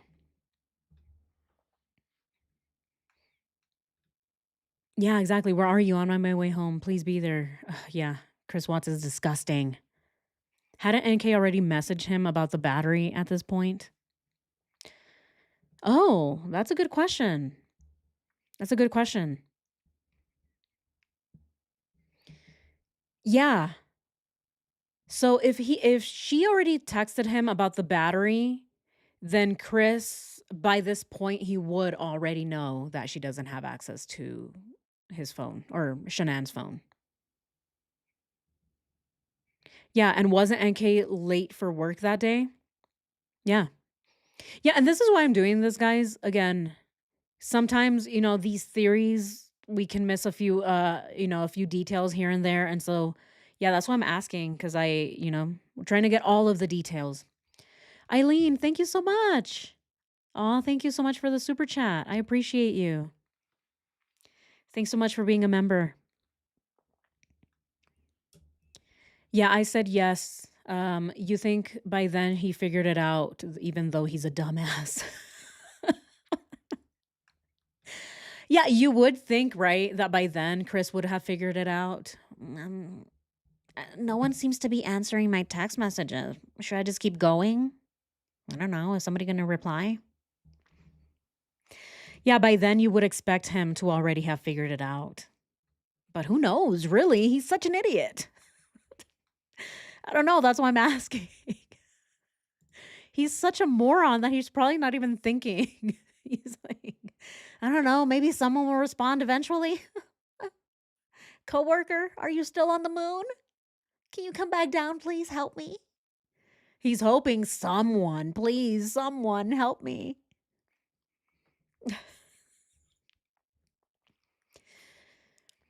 All right. So did Chris know he wasn't going to get a response? All right. So yeah. So the majority of you know that he wasn't. So all right. So then we think that Chris at this point, he already knew that Nichol Kessinger had not accessed Shannan's phone. All right. Love it. Love it, love it. Hey, exactly. Step by step brainstorming has been amazing. Yes. Thank you. Thank you. Thank you. Yeah, and this is exactly what I've wanted to do because you guys again, you guys have so much information. We've all been down this rabbit hole for so long, and the more people that we have adding to this, the better. I think that we're getting closer even though again, we still have so much to look at. We're still getting closer, I think, to the truth. All right, let's continue. All right, so here we go. So at 14:14, so at 2:14, messages from Atkinson were finally received by Shannan's phone. And here she's saying that she was calling the police, right? Just wanted to see if you were okay. I know you were hurting a lot last night. Hope you're okay. Let me know how your appointment goes. Huh. Messages from Atkinson finally. They were finally received by Shannan's phone. Hmm? By all accounts, these would have been sent by Atkinson earlier in the morning before she called police. That's interesting. Okay. So at 7:40, we just talked about this. At 7:40, Chris sent a staged text message to Shannan. That phone received it. But apparently, the text messages before that were not received by Nicole Atkinson. So I wonder, was her phone turned off? Yeah, the phone was off. Why was her phone off? Exactly. I love this, you guys. Yeah, you see my brain process, right? You can see it. It's almost like you can see the bubbles over here. I'm like, what is happening? Exactly. The phone was off. I want to know when it was turned off. Exactly. Okay. You guys, oh my gosh, you guys. All right. So Chris got, I wish I don't know, where can I write this down? Okay. So at 7:40, Chris sent a message to Shannan. The message came in at 7:40. That means that whatever messages were sent before that, they weren't received because the phone was off. Why was the phone off? Shannan got home. All right, let's go ahead and watch the Vivint again. You guys, oh my gosh.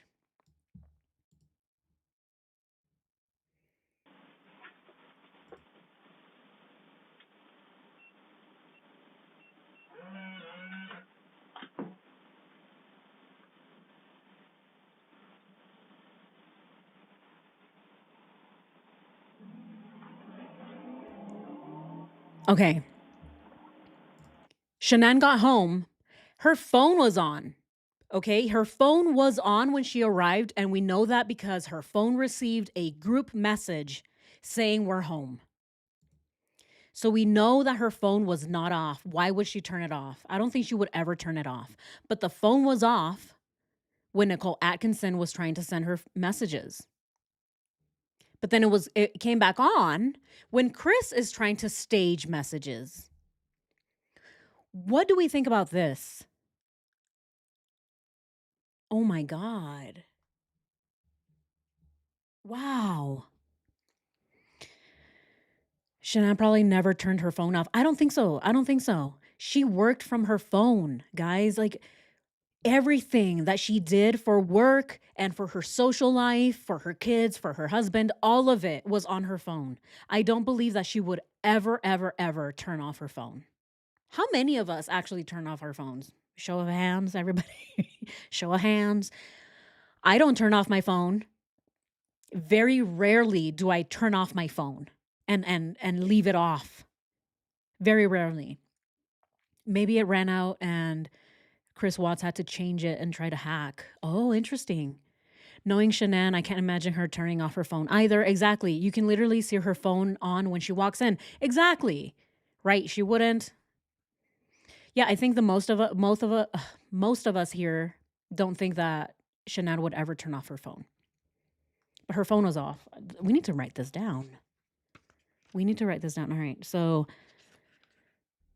the messages came in at 2 p.m. At 2 p.m. At 2 p.m. All right. We're definitely gonna have to think about this one, and we'll go down this rabbit hole for sure. For sure. All right. Let's continue. So after the phone was turned on, which is strange, let me know how your appointment goes, says Nicole Atkinson. And then she says, I have been to your house. You won't open your door. Your alarm is set. Your shoes are sitting inside. Your car is home. I'm so very concerned about you right now. I need you to text me or call me and tell me you're okay. If you don't want to talk to anybody, you don't want to be around anybody. I get it. It's fine. But I need to know you're okay. Wow. You sense the desperation in Nicole Atkinson, which is something that Chris obviously never displayed. Very, very obviously. Never ever displayed any form of concern for his missing wife and children. And here I'm just trying to see if I can find the photo. Where is it? Where is it? I just want to find the photo of, if we do have it here, of everything that Nicole Atkinson is talking about here. Your car is home. Your phone is home. Or maybe not her phone, right? But everything else.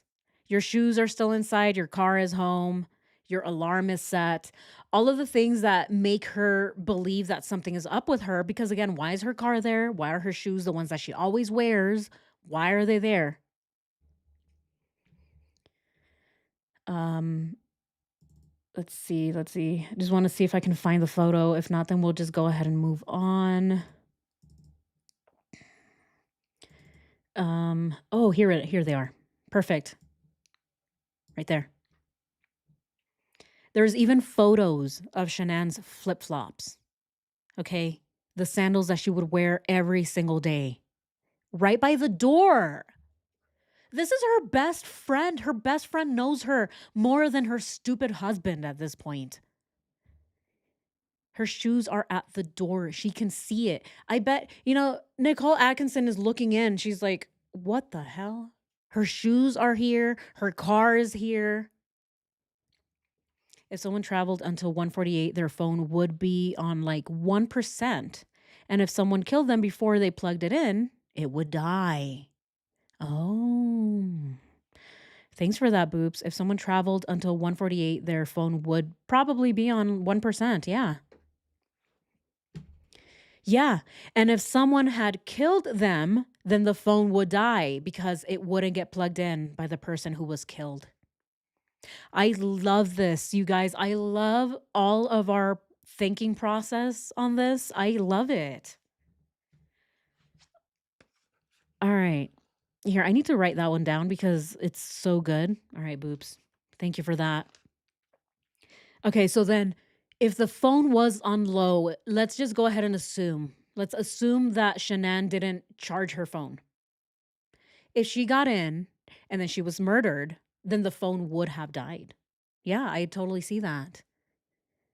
And then it came back on, though. It had to come back on at 7:40 for that message to be received by Chris Watts. So this is where it just gets a little tricky, and I think we just have to take some more time to figure this one out. All right, let me just go ahead and write that one down to 1%. Okay. Awesome. Thank you guys. I love this. All right, let me go ahead and move that out of the way. All right, next one. All right, a group text was created between Cassie, Christina, Atkinson. I don't know why they have Utoft here. Do we know? Does anybody know? Is this her maiden name or is this her married name? All right, Utoft, Addie, and Shannan's phone. The group sent assorted messages of growing concern for Shannan. Look at this. All of her friends. Every single one of her friends. I don't think Nichol Kessinger would ever be one of the friends in there concerned about her friends. But that's just me. That's just my opinion. And I think this is why they just didn't think about this. All right. Watts told Christina, the police are here. Call you when I know. Addie asked Chris what was happening. Addie asked Chris what was happening. I'm so worried. Chris called Addie and they held a 6-minute conversation. Again, look at how he's the one calling. Notice that he's the one calling. He called his coworkers 3 times, didn't answer. Called another 3 times, didn't answer. He's calling Cassie. He's calling Nicole Atkinson. He's desperate. He's desperate here. Addie told the group, the police need to look at Chris's cell and computer. Addie, the police need... These are amazing friends. They need to look at Chris's cell and computer. They knew that this monster had done something to them. Obviously. Who else? Shannan's phone soon exploded with anxious messages of concern from her friends, family across the nation. Look at this. Everyone across the nation. Everyone, all the way from the West Coast to the East Coast, all the way from Maine down to Florida, down to the Panhandle, all over the nation, everyone in the world, all the way from Spain, all the way to Russia, and all the way from the very top, all the way from China, down way to Madagascar. Everyone is worried. Yeah, the Facebook machine told me so. This is everything that Chris Watts was saying. He's talking about the nation now. As the afternoon moved into evening, the messages became gut-wrenching pleas to hear from Shannan, sending her prayers and hope and their love. I thought this was interesting. Across the nation. Across the nation. No wonder. I wonder if that's where Chris got it from. Everyone in the nation. At 16:22, when Kelly Burke asked what the police were saying, Chris said, they will file a missing persons report in the AM if we don't hear from her. Zero concern. Look at this. All right, we're getting into it. All right, Burke asked Watts if Shannan was awake when he left for work. Watts lied, of course, and he said, I talked to her early this morning between 4 and 5 a.m. I think she went back to sleep afterwards. She was still here when I left. Kids still sleeping. Burke said she was scared, and Watts said he was too. Again, a bunch of BS.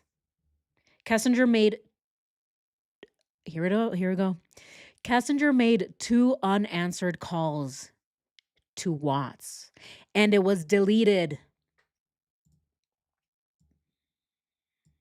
I love it. I love to see that they deleted that call. It's so, oh God, you guys, it's so clear. It's so clear. All right, look at this. They're right here. Incoming call. Even though here it says 1 minute, here it says 3 minutes, but it looks like these are the unanswered calls. It looks like she's leaving a voicemail message. She's like, me.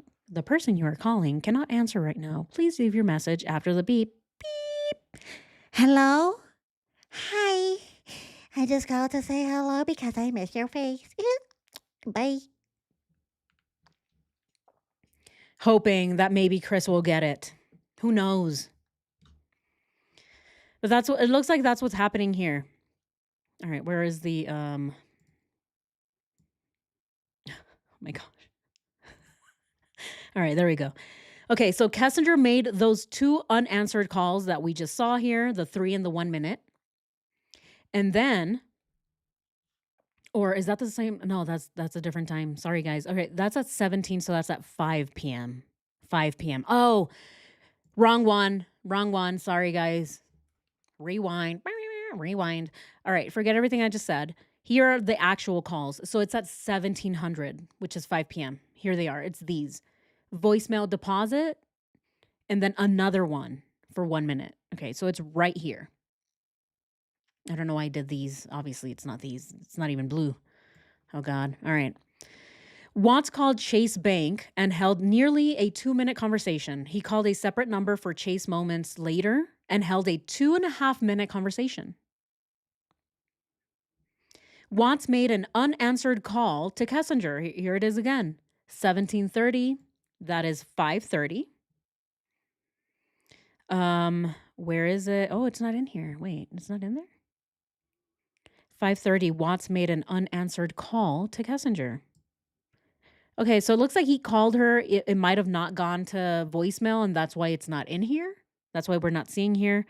But there's the one from 501 and the one from 502R, just not the one from 530, because it seems like he didn't leave a voicemail message, so it might have not captured the call.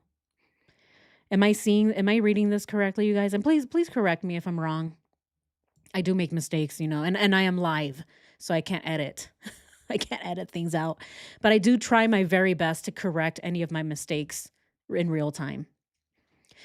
Okay. And here we go.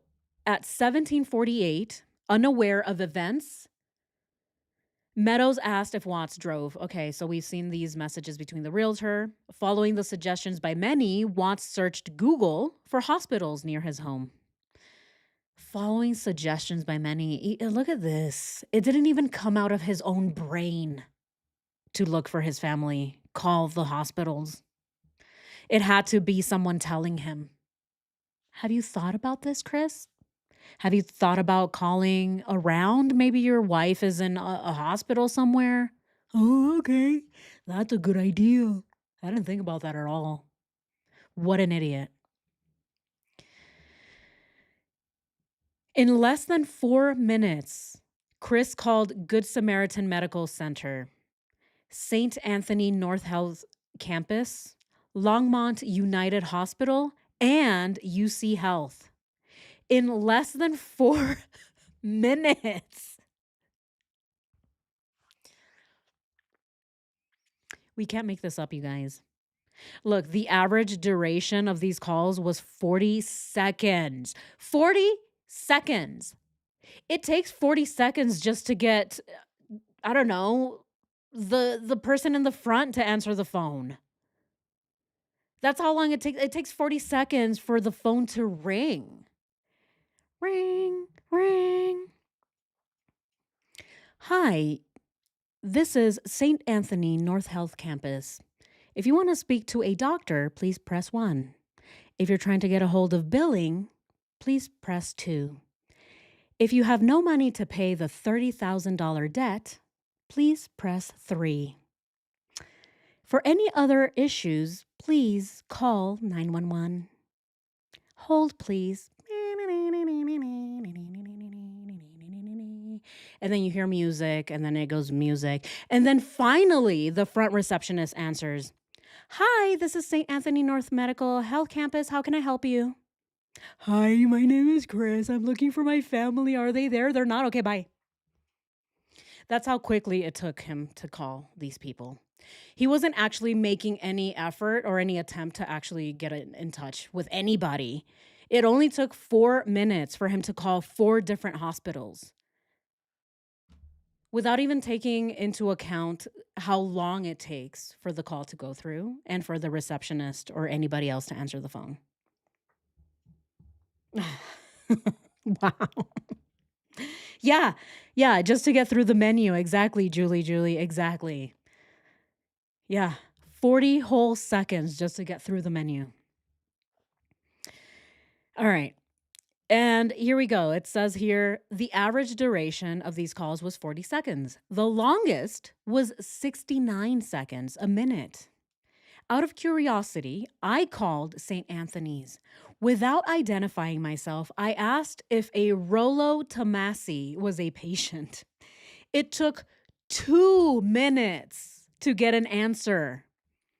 I suspect Watts was merely called. I suspect Watts merely called each hospital to create a trail of concocted concern and never actually spoke with anyone there. Of course not. Of course not. Hey, Cosmo Bear. How are you? Yeah, we missed you. Yeah, isn't this crazy? The investigator called himself. He's like, oh, this seems weird. I don't think you can call that many hospitals and look for your family in 40 seconds. So he did it himself and he asked for a Rollo Tomasi. Hello, is there a Rollo Tomasi there? And the lady's like, yeah, hold on. Let me put you on a brief hold. 2 minutes later, hi, you still there? Hi, yes, thank you for holding. Yeah, Rollo Tomasi is not here. I'm sorry. Have you checked other hospitals by chance? Oh, I'm so sorry. I wish you luck, though. Yeah, thank you, of course. Is there anything else I can do for you? Oh, I'm so sorry. I wish you luck. Yes, yes, yes, of course. Yes, thank you. Yes, you as well. Goodbye. It took 2 minutes for that. Burke asked Watts if he had any luck with the hospitals, and Watts said, no luck at all. Of course not. Of course, there was no luck. All he did was listen to the little waiting music. Hey, Chris, any luck? No, sorry. They put me on a very, very brief hold of 2 seconds, and I just couldn't wait. At 18:30, Meadows asked Watts if Shannan was okay, noting that she has not taken part in their group message. All right, so here we're talking about the realtor again. We've already seen those text messages. For those of you just joining, we're going to go ahead and um, just go ahead and move on from that one. But we went through all of the realtor's text messages, and we see that the realtor is way more concerned about Shannan than Chris is. Chris says, no luck at all. I'm sorry, that's very odd. She hasn't been around all day. And then Watts told Samantha, aka Sam, I'm praying so hard, so hard.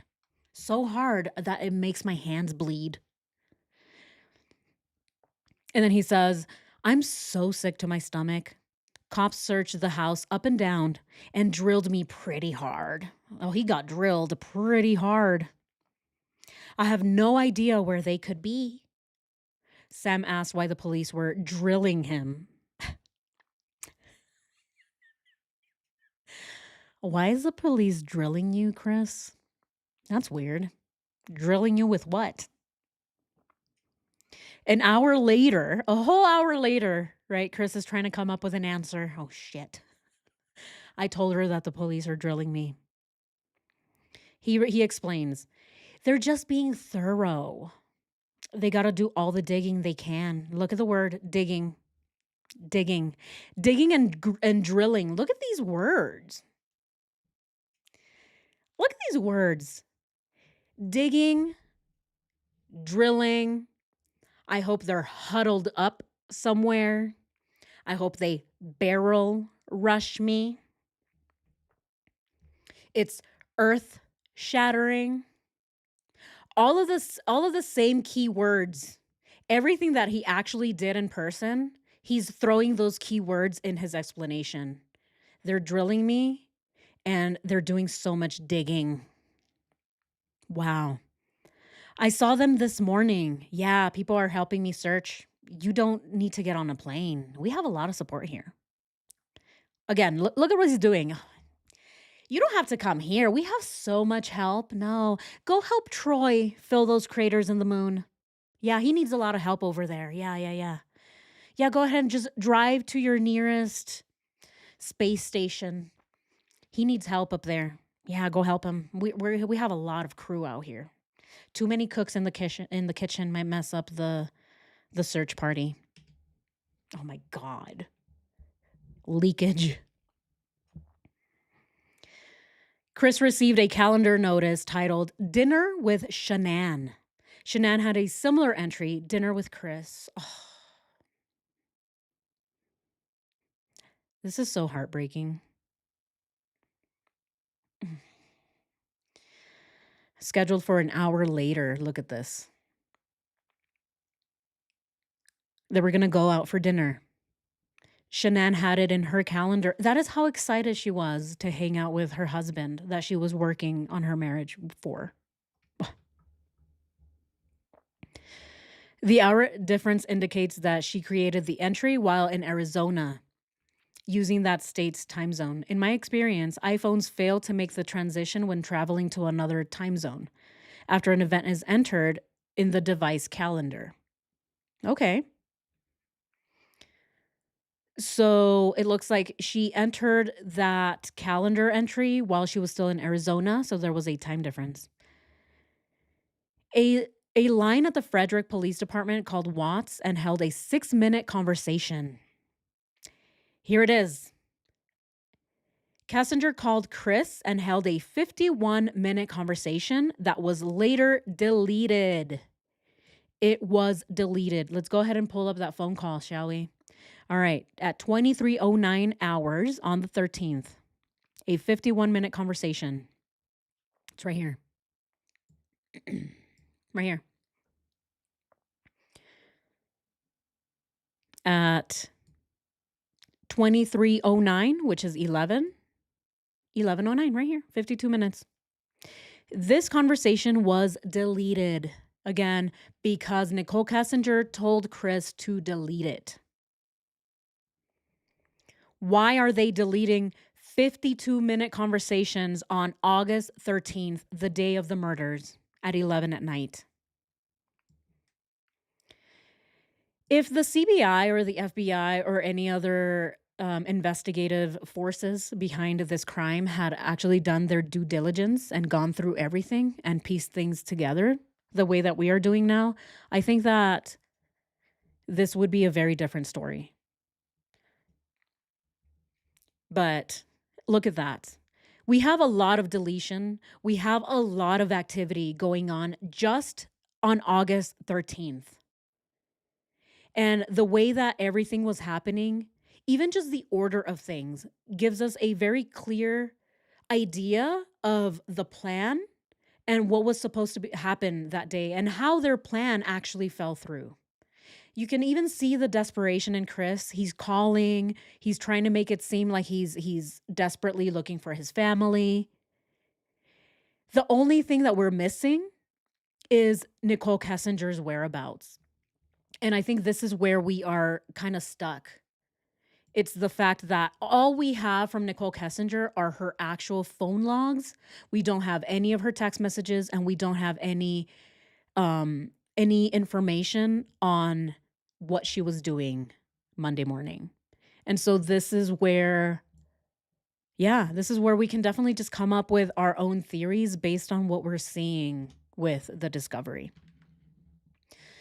But yeah, the next one is going to be August 14th. Okay, August 14th. Then we're going to see where Kessinger searched Google for Shannan. All right. So we'll pick up this one next time, and we'll start at August 14th in our next live stream, which will be Thursday. Thursday at 4 p.m., guys. Thursday at 4 p.m. will be our next live stream. But yeah. Anyway, that is all I have for you guys today. Oh, look at that. I did not finish, or I didn't end the poll. Let's go ahead and end the poll. All right. So did Chris know he wasn't going to get a response? 73% of us said yes. He already knew he wasn't going to get a response. 27% said no. Okay, so the majority of us believe that Chris already knew that Nichol couldn't get into Shannan's phone. Awesome. All right, guys. Well, thank you all so much for joining today's live stream. I appreciate and I love every single one of you. Thank you all so much for your questions, your information, your opinions, and the laughter. Again, I'm so glad that we're doing this and that we are able to bring levity into this crime, as awful and atrocious as it is. It does also seem that we are getting closer to the truth. And the closer that we get, the more that we fill the calendar up. And so, yeah, I think we're making a lot of progress. And thank you all so, so much. Yeah, I appreciate all of you. Thank you so much to my moderators. Very special thanks to my members. Thank you so, so much. All of my members that have been members for 4 months now. Thank you so much for your support. And thank you to my subscribers and to all of my viewers watching. If you like this live stream, please, please, please go ahead and subscribe. Subscribing is free. You just support my channel.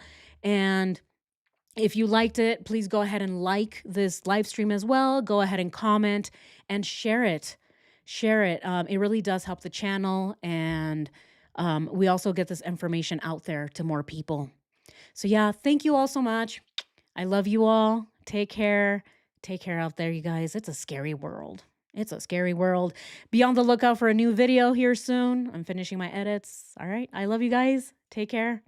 I'll see you next time. Bye, guys. Aw, I love you all. Bye. See you guys soon. Thank you. Aw, thanks, Tammy. Yes, let's go ahead and hit that like button, guys. Thank you so much. All right.